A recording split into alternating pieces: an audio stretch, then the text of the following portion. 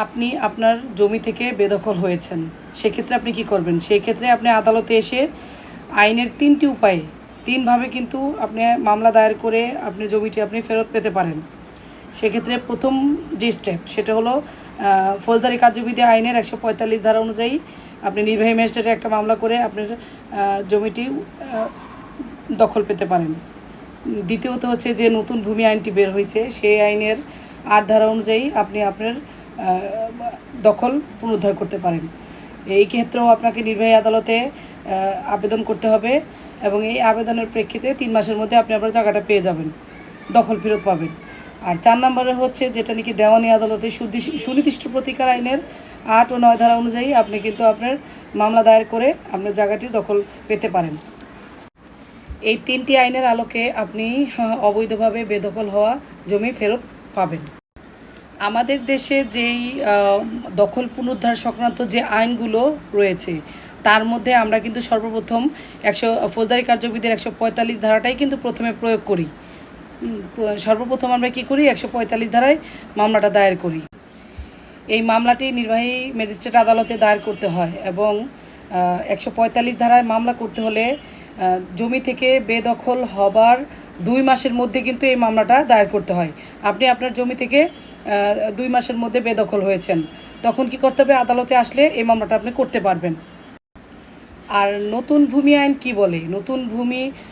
নতুন ভূমি আইন যেটা, যে ভূমি অপরাধ প্রতিরোধ ও প্রতিকার আইনের ৮ ধারাতে কি বলছে যে আপনার সম্পত্তি যদি কেউ জোরপূর্বক দখল করে নেয়, আপনাকে বেআইনিভাবে আপনার জায়গা থেকে দখলচ্যুত করে, সেই ক্ষেত্রে আপনি আদালতে এসে মামলা দায়ের করেন এবং মামলা দায়ের করার পর অপর যে দখল করলো, জোরপূর্বক যে দখল করলো তাকে আদালত সমনের মাধ্যমে আদালতে ডাকবেন।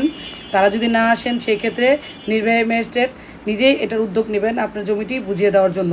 এবং এই ক্ষেত্রে সময়সীমা কোনো উল্লেখ নাই, যে আপনি কবে বেদখল হয়েছেন সেটার কিন্তু উল্লেখ নাই। তবে এইখানে আইন হয়েছে যে ৩ মাসের মধ্যে আপনি আপনার জায়গাটি আপনাকে বুঝিয়ে দিতে হবে।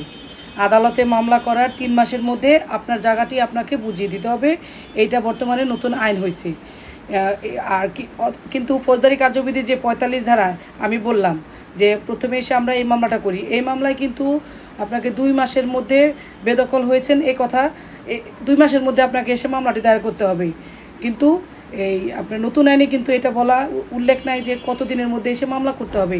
তবে উল্লেখ আছে যে মামলা করার ৩ মাসের মধ্যে তার এই দখলটি পুনরুদ্ধার করে দিতে হবে। ৩ নম্বর যে পন্থায় আমরা দেওয়ানি আদালতে মামলা করি সেটা হলো সুনির্দিষ্ট প্রতিকার আইনের ৮ ও ৯ ধারায়। ৮ ধারায় যদি মামলা করতে হয়, দেখা গেছে যে বেদখল হবার ১২ বছরের মধ্যে এই ধারায় মামলা করতে পারবেন। আপনি বেদখল হওয়ার ১২ বছরের মধ্যে সুনির্দিষ্ট ১২ বছর হয়ে গেছে, আপনি আপনার জায়গা থেকে বেদখল হয়েছেন, কোনো প্রতিকার গ্রহণ করেন নাই, বুঝতে পারেন নাই। তো এই ১২ বছর যদি এটা ১২ বছরের মধ্যে আপনার এই বুঝটা আসে যে আমি আমার জায়গা থেকে বেদখল হয়েছি, এখন আমাকে আদালতে যেতে হবে, সেই ক্ষেত্রে এই ধারায় এই মামলাটা করতে হবে, ৮ ধারায়। আর যদি ৬ মাস অতিক্রান্ত হয়ে যায়, দেখা গেছে ২ মাস ওভার হয়ে ৬ মাসের মধ্যেও যদি আপনি আসেন, তাহলেও আপনার দেওয়ানি আদালতের সুনির্দিষ্ট প্রতিকার আইনে ৯ ধারায় মামলা করতে হবে। আমার কাছে মনে হয় যে বর্তমানে যেই নতুন আইনটা পাস হয়েছে, ভূমি অপরাধ প্রতিরোধ ও প্রতিকার আইন, এই আইনটা আমাদের যারা ভূমিহীন আছি, যারা তাদের সম্পত্তি থেকে দখল নিতে পারতেছে না, তাদের জন্য একটা সুফল নিয়ে আসবে আশা রাখি।